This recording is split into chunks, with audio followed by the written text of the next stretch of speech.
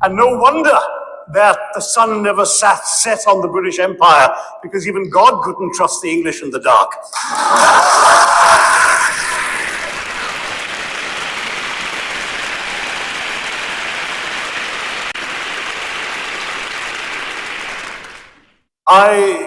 Standing here with 8 minutes in my hands and at this venerable and rather magnificent institution, I was going to assure you that I belong to the Henry VIII School of Public Speaking, that as Henry VIII said to his wives, I shall not keep you long. But now finding myself the 7th speaker out of 8 in what must already seem a rather long evening to you, I rather feel like Henry VIII's last wife. I more or less know what's expected of me, but I'm not sure how to do it any differently. Perhaps what I should do is really try and pay attention to the arguments that were advanced by the opposition today.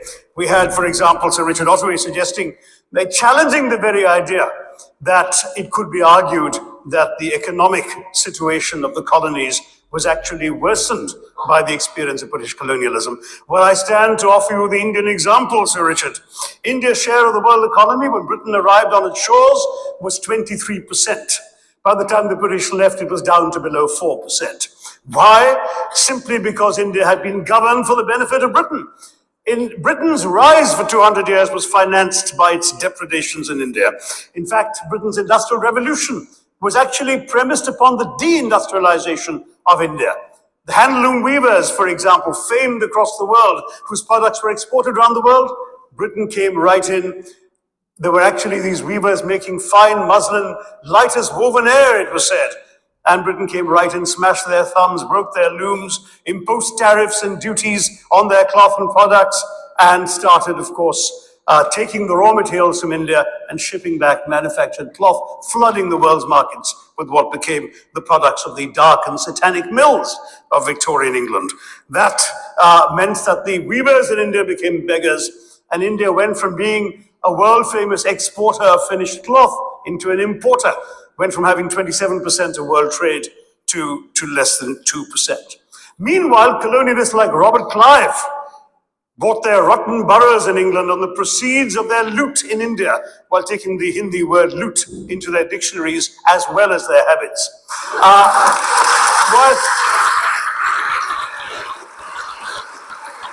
And the British had the gall to call him Clive of India, as if he belonged to the country, when all he really did was to ensure that much of the country belonged to him.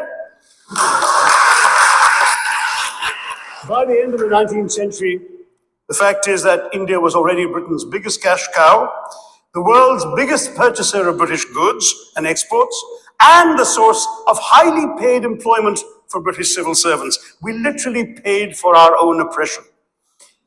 And as has been pointed out, the wealthy Victorian British families that made their money out of the slave economy, 1/5 of the elites of the wealthy class in Britain in the 19th century owed their money to transporting 3 million Africans across the waters. And in fact, in 1833, when slavery was abolished, what happened was that a compensation of £20 million was paid, not as reparations to those who had lost their lives or who had suffered or been oppressed by slavery, but to those who had lost their property. I was struck by the fact that your Wi-Fi password at this union commemorates the name of Mr. Gladstone, the great liberal hero. But I'm sorry, his family was one of those who benefited from this compensation. Staying with India, between 15 and 29 million Indians died of starvation in British-induced famines. The most famous example, of course, was the Great Bengal Famine during the Second World War, when 4 million people died because Winston Churchill, deliberately as a matter of written militant policy, proceeded to divert essential supplies from civilians in Bengal to sturdy Tommies and Europeans as reserve stockpiles. He said that the starvation of anyway underfed Bengalis mattered much less than that of sturdy Greeks. This is Churchill's actual quote. And when conscience-stricken British officials wrote to him, pointing out that people were dying because of this decision, he peevishly wrote in the margins of the file, "Why hasn't Gandhi died yet?" So all notions that the British were trying to do their colonial enterprise out of enlightened despotism to try and bring the benefits of colonialism and civilization to the benighted heathen. I'm sorry, Churchill's conduct in 43, simply one example of many that gave a lie to this myth.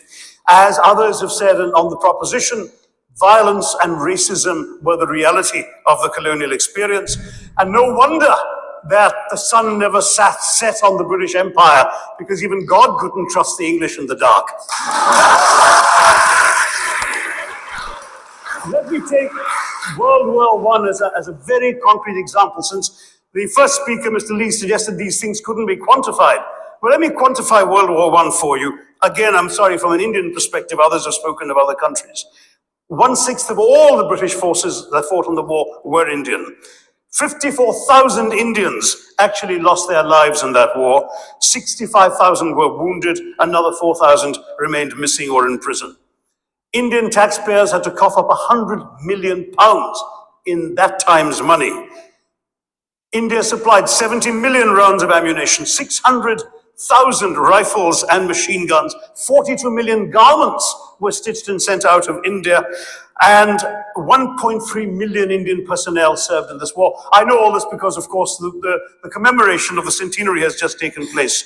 But not just that, India had to supply 173,000 animals, 370 million tons of supplies, and in the end, the total value of everything that was taken out of India, India, by the way, suffering from recession at that time and poverty and hunger, was, in today's money, £8 billion. You want quantification? It's available. Second World War, it was even worse, 2.5 million Indians in uniform. I won't belabor the point, but of Britain's total war debt of £3 billion in 1945 money, 1.25 billion was owed to India and never actually paid. Somebody mentioned Scotland. Well, the fact is that colonialism actually cemented your union with Scotland. You know, the Scots had actually tried to send colonies out before 1707. They'd all failed, I'm sorry to say. But then, of course, came union, and India was available, and there you had a disproportionate employment of Scots. I'm sorry, Mr. Mackenzie has to speak after me. Engaged in this colonial enterprise as soldiers, as merchants, as agents, as employees, and the earnings from India is what brought prosperity to Scotland, even pulled Scotland out of poverty. Now that India is no longer there, no wonder the bonds are loosening. Now, we've heard other arguments on this side. There's been a mention of the railways. Well, let me tell you, first of all, as my colleague, the Jamaican High Commissioner, has pointed out, railways and roads were really built to serve British interests and not those of the local people. But I might add that many countries have built railways and roads without having had to be colonized in order to do so.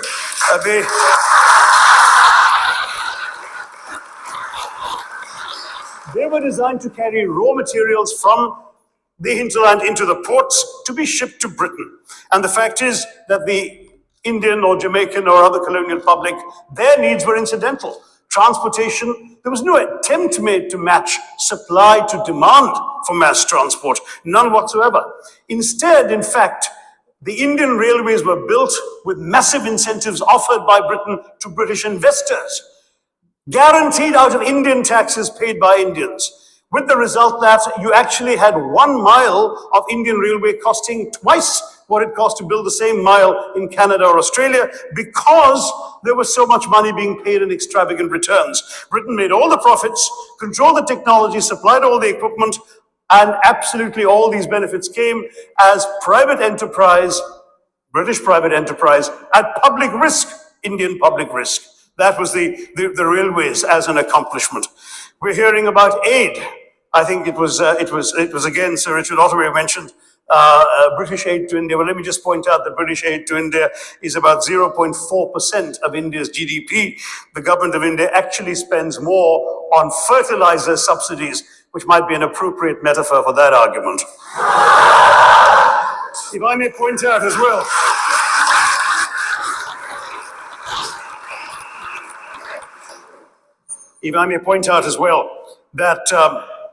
that as my fellow speakers from the proposition have pointed out, there have been incidents of racial violence, of loot, of massacres, of bloodshed, of transportation, in India's case, even of one of our last Mughal emperor.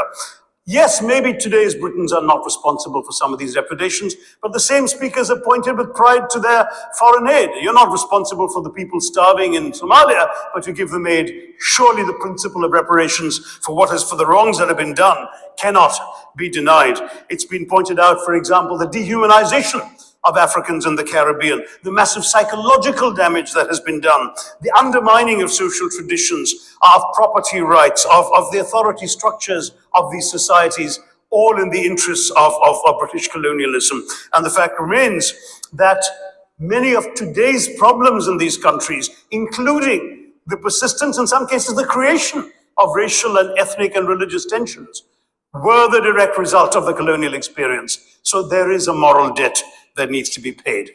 Someone challenged reparations elsewhere. Well, I'm sorry, Germany doesn't just give reparations to Israel. It also gave reparations to Poland. Perhaps some of the speakers here are too young to remember the dramatic picture of Chancellor Willy Brandt on his knees in the Warsaw Ghetto in 1970. And there are other examples. There is Italy's reparations to Libya. There's Japan's to Korea. Even Britain has paid reparations to the New Zealand Maoris. So it's not as if this is something unprecedented or unheard of that's going to somehow open some sort of nasty Pandora's box. No wonder Professor Lewis reminded us that he's from Texas. There's a wonderful expression in Texas that summarizes the arguments of the opposition: all hat and no cattle. Now,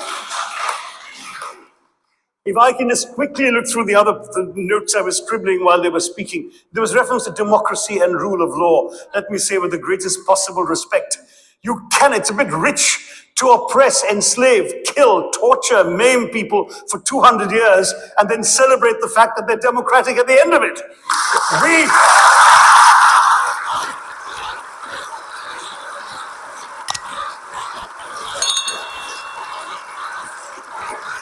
We were denied democracy, sir. We had to snatch it, seize it from you. With the greatest reluctance, it was conceded in India's case after 150 years of British rule, and that too with limited franchise.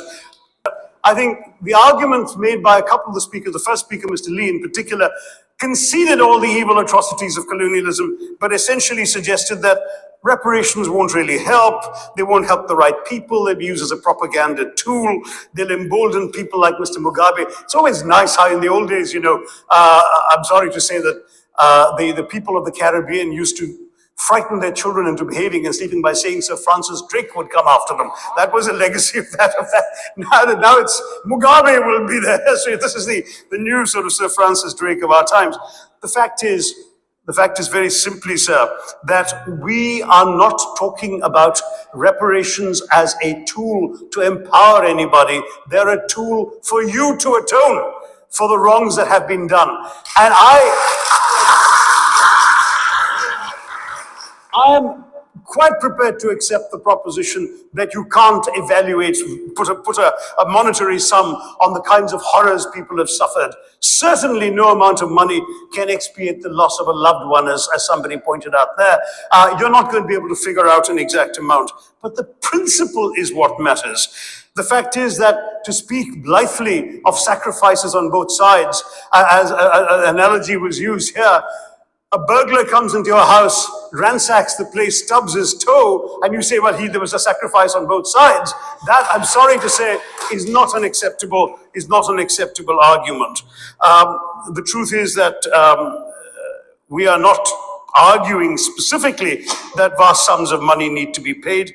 The proposition before this House is the principle of owing reparations, not the fine points of how much is owed, to whom it should be paid.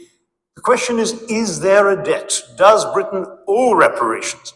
As far as I'm concerned, the ability to acknowledge a wrong that has been done, to simply say sorry, will go a far, far, far longer way than some percentage of GDP in the form of aid. What is required, it seems to me, is accepting the principle that reparations are owed. Personally, I'd be quite happy if it was £1 a year for the next 200 years after the last 200 years of Britain and India. Thank you very much, Madam President.